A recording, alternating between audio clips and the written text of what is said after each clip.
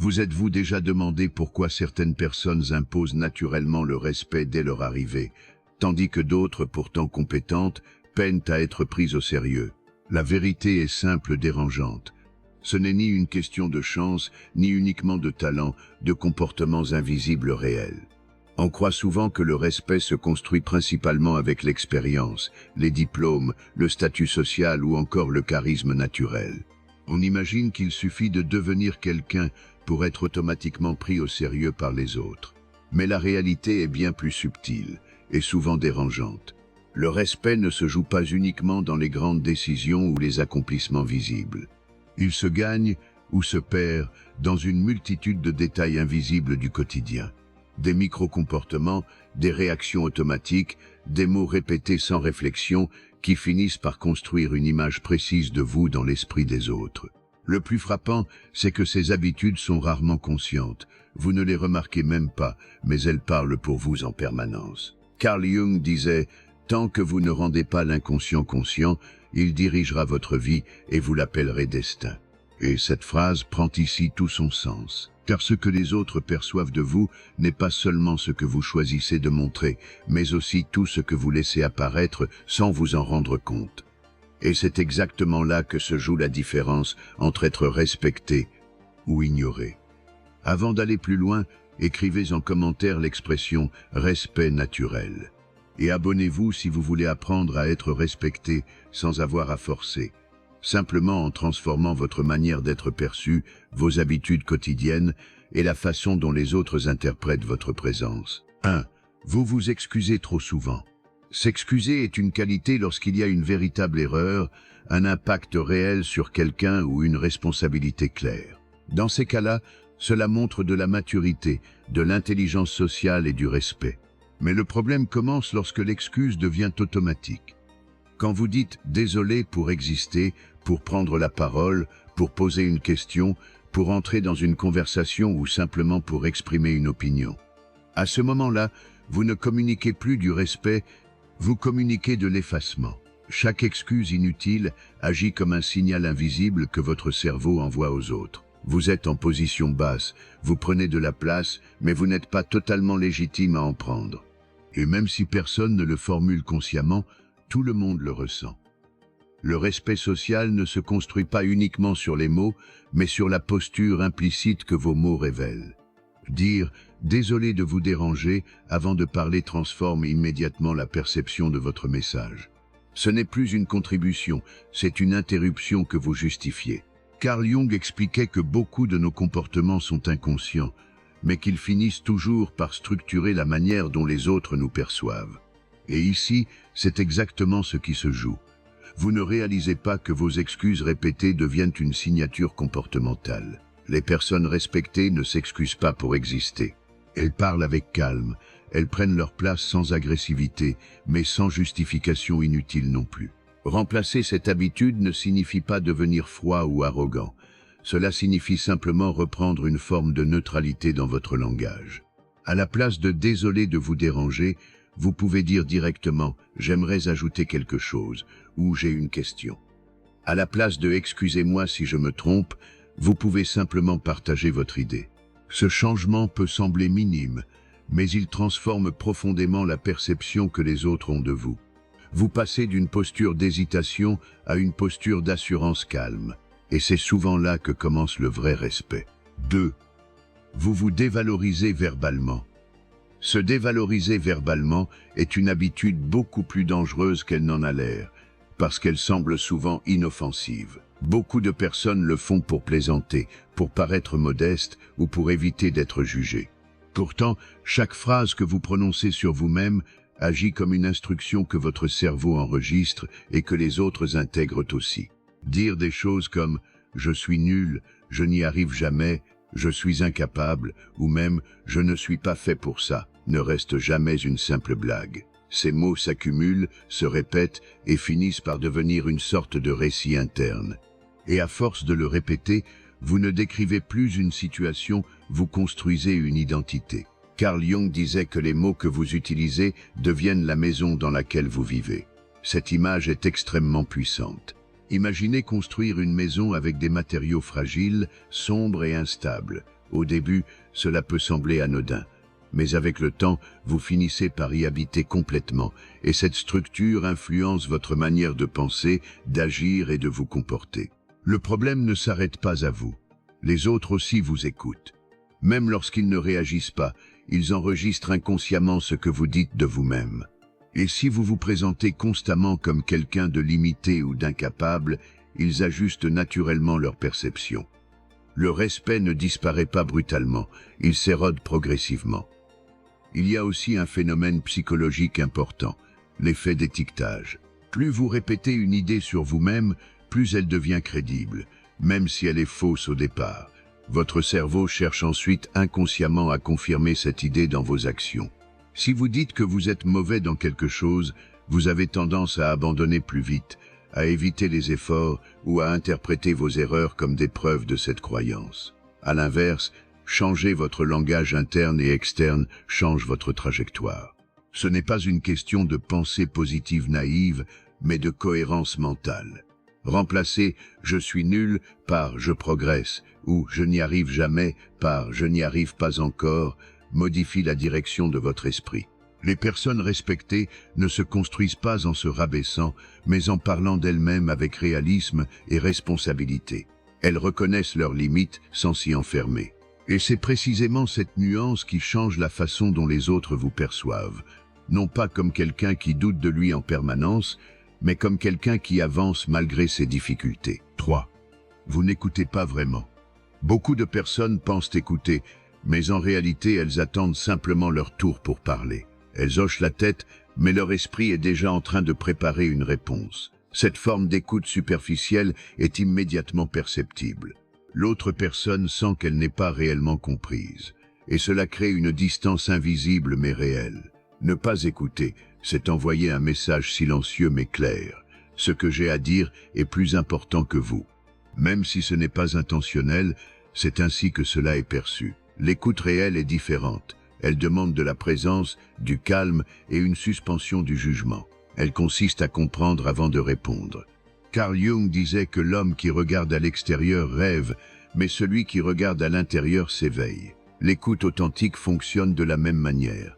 Elle vous connecte à l'autre tout en vous rendant plus conscient. Dans un contexte professionnel ou social, cette compétence change tout. Une personne qui écoute vraiment inspire immédiatement plus de respect, car elle valorise l'autre sans effort apparent. À l'inverse, couper la parole ou répondre trop vite donne une impression d'arrogance ou de précipitation. Même avec de bonnes intentions, cela diminue votre crédibilité. Améliorer cette habitude passe par des gestes simples. Regardez la personne, ne pas interrompre, reformuler ce qu'elle dit avant de répondre. L'écoute est une forme d'autorité silencieuse. Plus vous la maîtrisez, plus les autres vous perçoivent comme quelqu'un de solide et fiable. 4. Vous vous plaignez constamment. Se plaindre de manière répétée ne soulage pas votre image auprès des autres, il la fragilise. Une plainte occasionnelle est normale, mais une plainte constante devient une identité. Quand vous vous plaignez souvent, vous envoyez un message implicite. Vous observez les problèmes, mais vous ne les transformez pas en action, et cela influence directement la perception que les autres ont de vous. Les personnes respectées ne sont pas celles qui n'ont pas de problème, mais celles qui les gèrent et avancent malgré eux. Carl Jung rappelait que ce n'est pas ce que l'on regarde qui compte, mais ce que l'on voit. Deux personnes peuvent vivre la même situation, mais l'une choisit la plainte, l'autre la solution. Se plaindre régulièrement crée aussi un environnement négatif autour de vous. Les autres finissent par associer votre présence à une forme de fatigue émotionnelle. Et inconsciemment, cela les pousse à s'éloigner. Le danger principal est que cette habitude modifie aussi votre propre mentalité. Plus vous vous concentrez sur les problèmes, plus votre cerveau les amplifie. Vous commencez à voir des obstacles partout. Changer cela ne signifie pas ignorer les difficultés, mais les exprimer différemment. Dire « voilà le problème, voici ce que je propose » transforme complètement votre posture. Vous passez de victime des circonstances à acteur de votre vie. Et c'est exactement cette transformation qui inspire le respect. 5. Vous critiquez les autres sans nécessité. Critiquer les autres sans raison réelle est une habitude beaucoup plus destructrice qu'elle n'en a l'air. Sur le moment, Cela peut donner une impression de supériorité ou de lucidité. Mais sur le long terme, cela abîme profondément votre image.